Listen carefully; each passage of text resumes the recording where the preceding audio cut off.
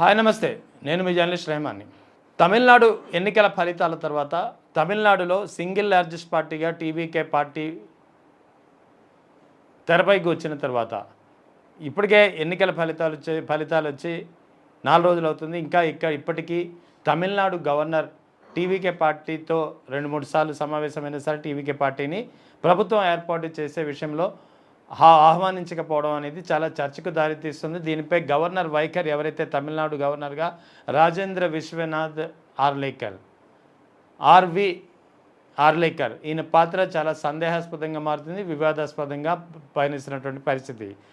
అసలు రాజేంద్ర విశ్వనాథ్ ఆర్లేకర్ ఎవరు ఈయన అంటే, గతంలో ఈయన బీజేపీ నుంచి గోవాలో ఎమ్మెల్యేగా 2-3 సార్లు ఎన్నికయ్యారు. గోవాలో మంత్రిగా పనిచేశారు, గోవాకు స్పీకర్గా కూడా పనిచేశారు. అది కూడా 2017 సమయంలో గోవా అసెంబ్లీ స్పీకర్గా కూడా ఆయన వ్యవహరించినటువంటి పరిస్థితి.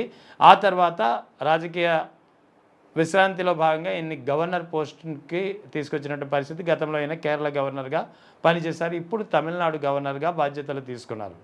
సో ఆర్లేకర్ వివాదాస్పద వైఖరి ఇప్పుడు చర్చనీయాంశంగా మారింది. అసలు రాజ్యాంగంలో గవర్నర్ల పాత్ర ఏంటి, ప్రభుత్వం ఏర్పాటు చేసే విషయంలో గవర్నర్లు ఎలా వ్యవహరించాలి, ఏ తీరున వ్యవహరించాలి, సాంప్రదాయం ఏం చెబుతుంది, రూల్ బుక్ ఏం చెబుతుంది అనేది తెలియకుండా గవర్నర్లు తమ పాత్ర పోషించడానికి సిద్ధమైపోయారు. అధికార పార్టీ ఎవరైతే తమను ఈ పోస్టులో నియమించారో ఆ అధికార పార్టీ అంటే కేంద్రంలో అధికారంలో ఉన్నటువంటి ప్రభుత్వం ఏం చెబితే అది శాసించే, అది ఆదేశించే, అది పాటించే దిశగా గవర్నర్లు వ్యవహరిస్తున్నారనే వాదన మరోసారి వ్యక్తమైంది.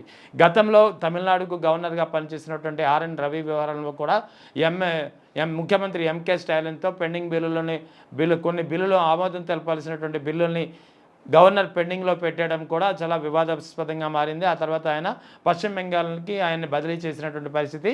కేరళ గవర్నర్గా ఉన్నటువంటి ఆర్లేకర్ని తమిళనాడు గవర్నర్గా కేంద్ర ప్రభుత్వం నియమించింది.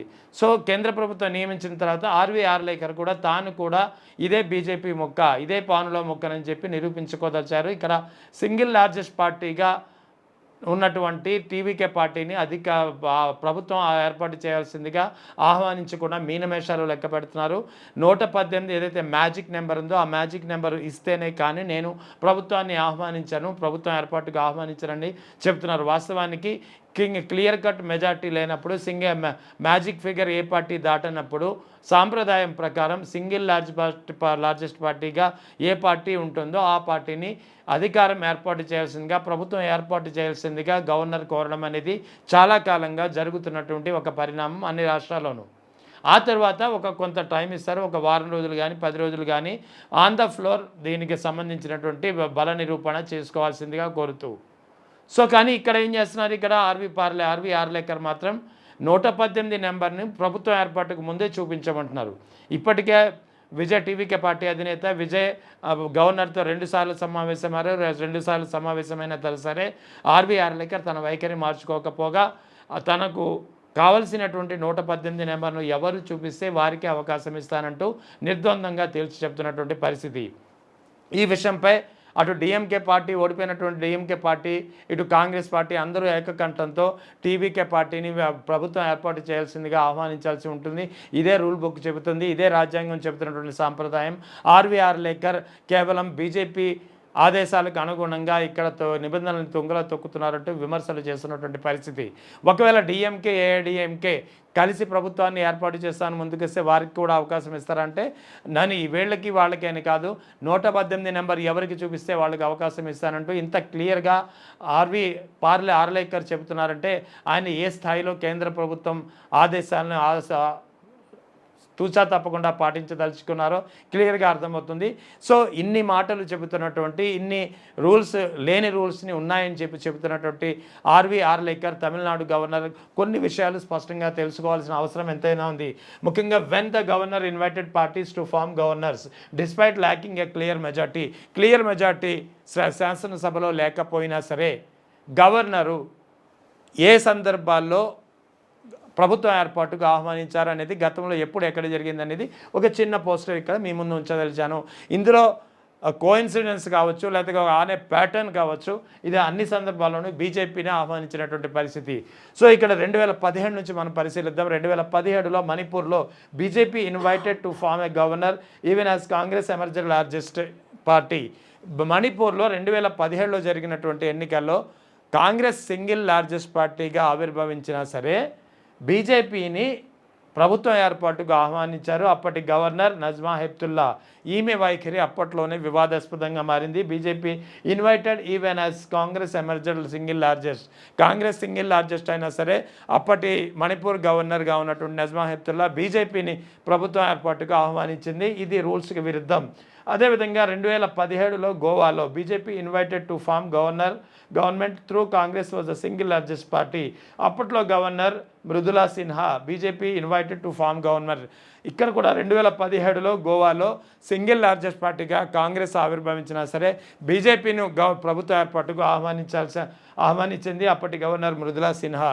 ఇక 2018 కర్ణాటక విషయాన్ని తెలుసుకుంటే governor invited B S Yediyurappa to form government despite there is no clear majority. ఇక్కడ 2018లో కర్ణాటకలో ఏ పార్టీకు క్లియర్ కట్ మెజార్టీ లేదు.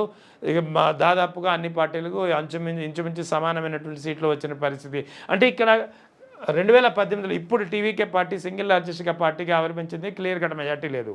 ఇక్కడ 2018 కర్ణాటకలో కూడా అదే జరిగింది. బిఎస్ యడ్యూరప్ప బీజేపీ పార్టీకు క్లియర్ కట్ మెజార్టీ లేదు, మ్యాజిక్ ఫిగర్కు దూరంలో ఉన్నారు. అయినా సరే అప్పటి గవర్నర్గా ఉన్నటువంటి వజుభాయ్ వాలా ఆయన బిఎస్ యడ్యూరప్పను ప్రభుత్వ ఏర్పాటుకు ఆహ్వానించారు. ఇది కూడా నిబంధనలకు విరుద్ధం. అంటే ఇప్పుడు తమిళనాడులో ఆర్వి ఆర్లేకర్ ఏ విధంగా అయితే నిబంధనలు చెబుతున్నారో ఆ నిబంధనలు ఇక్కడ లేకున్నా కూడా యడ్యూరప్పను ప్రభుత్వం ఏర్పాటుకు ఆహ్వానించడం జరిగింది 2018 కర్ణాటకలో.